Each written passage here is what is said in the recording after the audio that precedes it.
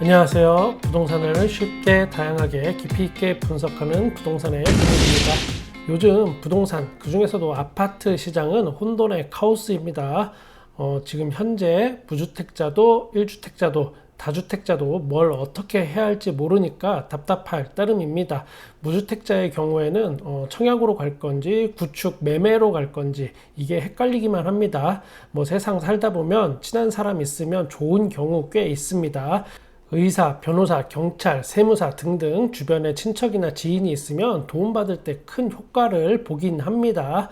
그 중에 공인중개사는 어떨까요? 부모 형제지간 아니면 저는 큰 도움이 안 된다고 생각합니다. 이유를 알려드리겠습니다. 여러분이 중화 롯데 SK뷰 청약을 하려고 하는데 어때? 라고 질문을 한다면 그 공인중개사는 아마 관심 없을 겁니다.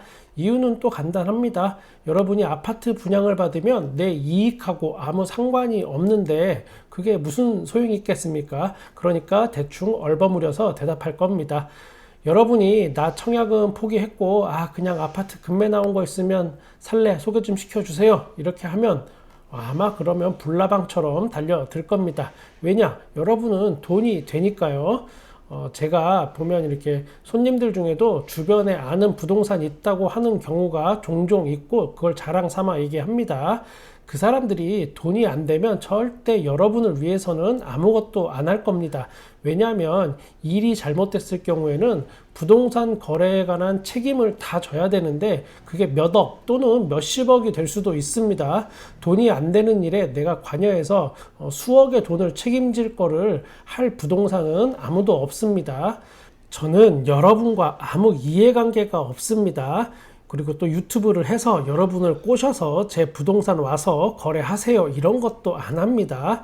진짜 냉정한 공인중개사의 눈으로 중화 롯데캐슬 SK뷰 분석해 보겠습니다. 이문 1구역, 장위 4구역, 중화 1구역 이 세 곳의 청약 성적표를 보면 앞으로 어떤 식으로 부동산 시장이 흘러갈지 그 지표가 보입니다. 그 중에 1번 타자가 될 확률이 높은 중화 1구역 롯데캐슬 SK뷰 2번 타자가 될 확률은 장위 4구역 자이가 되고 3번 타자는 아마 이문 1구역 레미안 라그란데가 될 것 같습니다. 일단 1번 타자를 한번 분석해 보겠습니다. 중화 롯데캐슬 SK뷰의 평면도 그리고 단지 분석은 모집 공고가 나오면 제가 다시 한번 디테일하게 분석해서 업로드하고 오늘은 예상 가격 그리고 그 가격이 과연 맞는 수준인 건가 앞으로 부동산 시장의 흐름에 따라서 가치 평가는 어떻게 되나 등등을 한번 다뤄보겠습니다. 보시는 그래프가 요즘 주택 상황을 가장 잘 표현한 내용입니다. 기존 아파트는 점점 하락하고 분양가는 점점 상승 중입니다. 문제는 하락세도 멈출 것 같지 않고 분양가 상승세도 멈출 것 같지 않습니다. 이러다 결국은 분양가와 기존 아파트 가격이 같아질 수도 있겠습니다. 만약 여기에 IMF급 경제 위기라도 닥친다면 일반 서민들의 최후의 보루인 집을 다 투매하는 현상이 벌어질 수도 있습니다. 요즘 경제 지표가 너무 그리고 나쁩니다. 이미 실질적인 고통지수는 2008년 금융위기를 넘어서고 있고 미국에서 통화스와프를 요청할 정도 우리가 미국의 통화스와프를 요청할 정도면 이미 우리나라 외환 보유고도 알려진 것보다 심각할 수도 있겠습니다.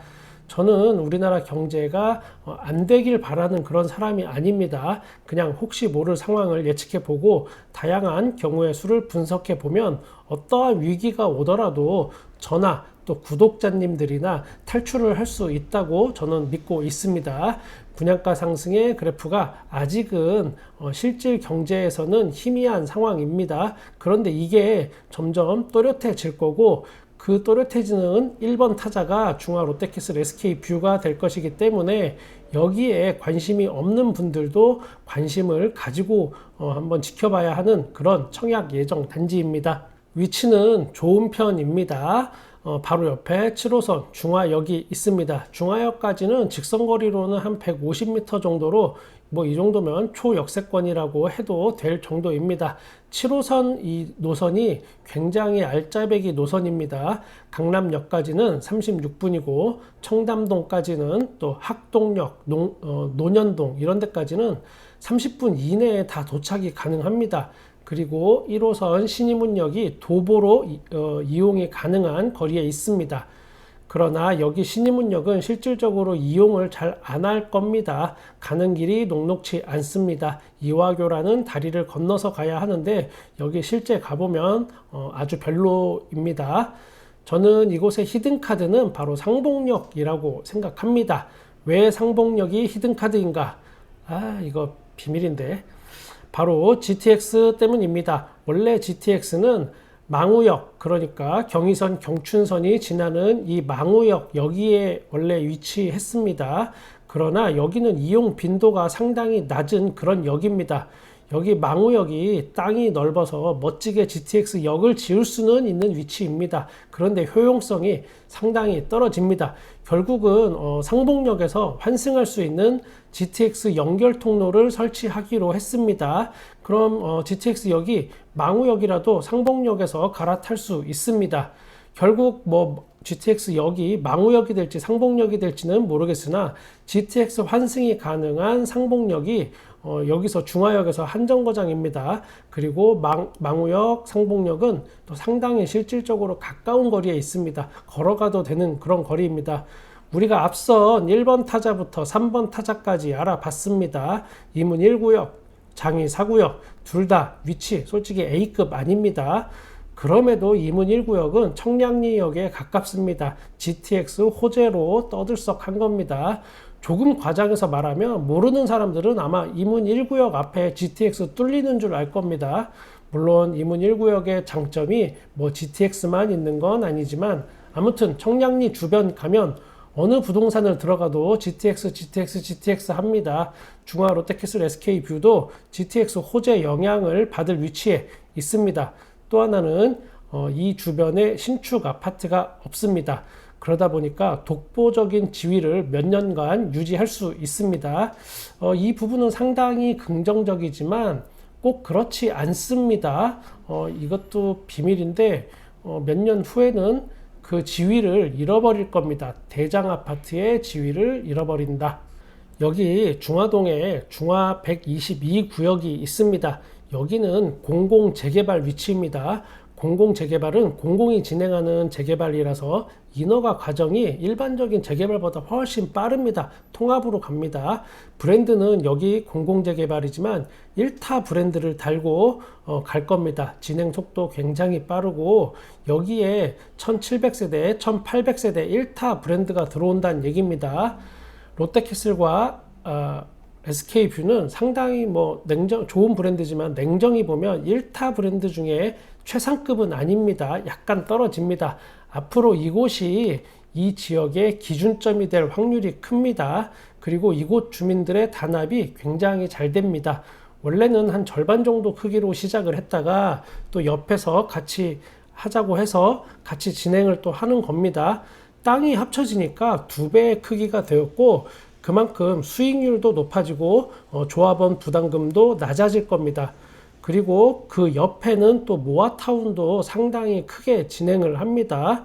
진행 속도는 두 개가 비슷하거나 아니면 중화 122구역이 더 빨라 보이고 더 확실한 건 맞아 보입니다. 전에 제 부하 직원이었던 어떤 직원이 있었고 그분의 친언니가 있었는데 제가 운영하는 부동산 아파트 단지에 살고 있었고 저랑 굉장히 많은 상담을 이것저것 했었습니다. 그때 저는 사실 이곳을 추천했습니다. 저는 정보가 있었지만 뭐 100% 확정된 건 아니어서 제가 강하게 어필은 못하고 이런 게 있다 원하면 직접 가서 한번 알아봐라 이렇게 했습니다.